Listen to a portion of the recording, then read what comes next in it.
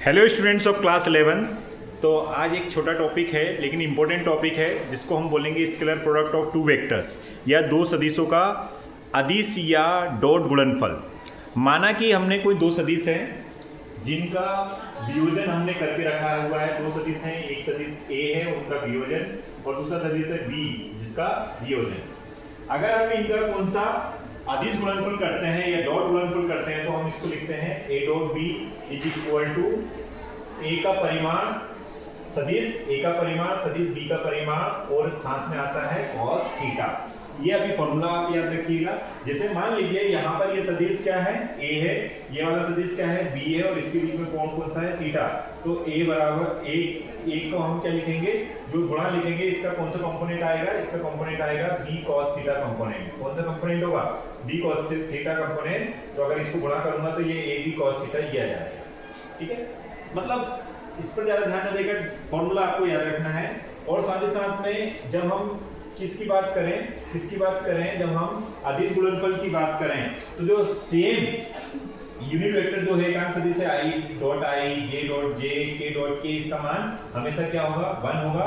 और 90 डिग्री वाला जो एकांक सदिश है उसका मान कितना होगा, तो 0 होगा, 0 होगा। ये कैसे हुआ, हमें पता है एकांक सदिश का परिमाण 1 होता है, ये वाला इसका भी परिमाण 1 होता है।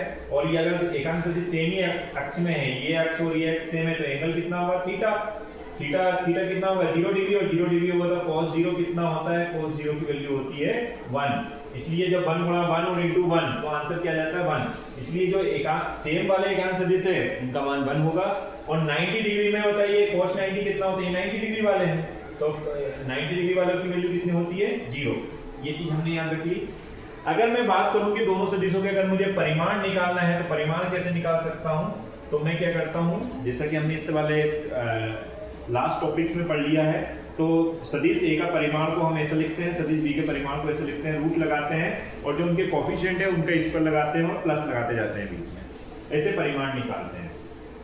अब हम बात करें कि दो सदिशों का अगर अदिश गुणनफल है तो प्रॉपर्टीज क्या है, तो जो अदिश या जो संख्या की जो प्रॉपर्टी होती है वही सारी प्रॉपर्टीज हैं।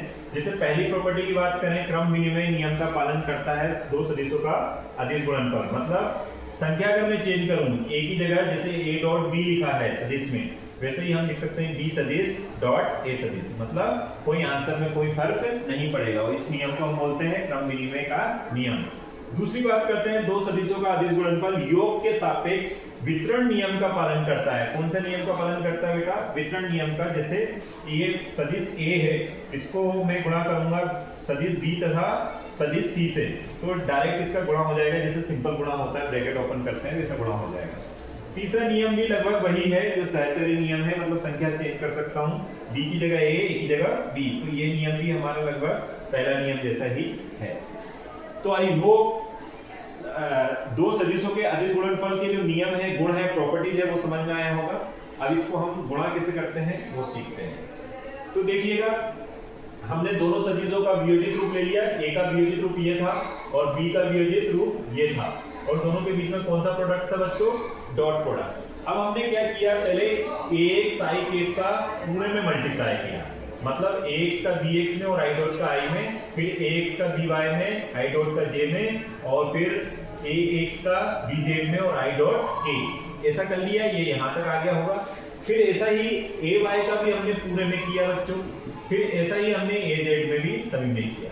और फाइनली हमने क्या देखा, इससे पहले वाले जैसे मैंने यहाँ पर भी लिख दिया है, जो सेम एकांक सदिश थे, है ना, i dot i, j dot j, k dot k, इन सब की मान हमने 1 रख दिया, और जो 90 डिग्री वाले थे उनकी वैल्यू 0 रख दी। तो हमने देखा कि ये 90 डिग्री वाले थे तो ये 0 हो गया पूरा, ये वाला पार्ट भी 0 हो गया, ये वाला पार्ट भी 0 हो गया, लेकिन इसकी वैल्यू कितनी हो जाएगी 1, और 1 का a और y में गुणा करेंगे तो a y b y ही रहेगा। तो ये देखिए a y b y, ऐसा ही इसकी वैल्यू क्या हो जाएगी, इसकी वैल्यू 1 हो गई तो ax bx हो गया, तो ये आंसर आ गया।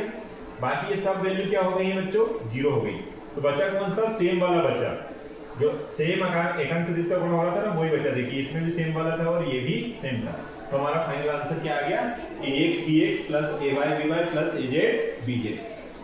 थोड़ा सा आगे बढ़ते हैं तो हम क्या देखते हैं, इस पर एक आंकिक प्रश्न को देख लेते हैं, एक न्यूमेरिकल क्वेश्चन को देख लेते हैं। मान लीजिए मेरे पास दो सदिश हैं, एक सदिश बल है, सदिश राशि बल है और दूसरी सदिश राशि विस्थापन है। और इसका मुझे बोला है कि इनका क्या निकालिए, दो सदिश दिए हैं, इनका अदिश गुणनफल निकालिए। तो मैंने क्या किया, दोनों का अदिश गुणनफल या डॉट गुणनफल निकाला। अब आपको मैंने पहले ही बता दिया था, इसका इसमें गुणा करेंगे तो 2 एकम 2 हो जाएगा, इसका इसमें करेंगे तो 2 एकम 2 हो जाएगा, और इसका इसमें करेंगे तो -3 हो जाएगा। तो 2 दूनी 4, ये बचेगा 2 और 2 को हमने ऐड कर लिया, 4 हो गया, और 2 एकम 2 है ना, ये मतलब डायरेक्ट है, ये 2 1 इसका इसमें करा तो ये 2 आएगा, इसका इसमें करेंगे तो 2 आएगा, और इसका इसमें करेंगे तो -3 आएगा। तो फिर हम ये बाकी तो सब क्या हो रहे हैं, 0 हो जाएंगे, और फिर ऐड करके देखा तो हमारा आंसर 4 -3 आंसर क्या आ जाएगा बेटा, 1 आ जाएगा। आई होप दो सदिशों के अदिश गुणनफल आप समझ पाएंगे। एक बार और दिखा देता हूं मैं आपको, ये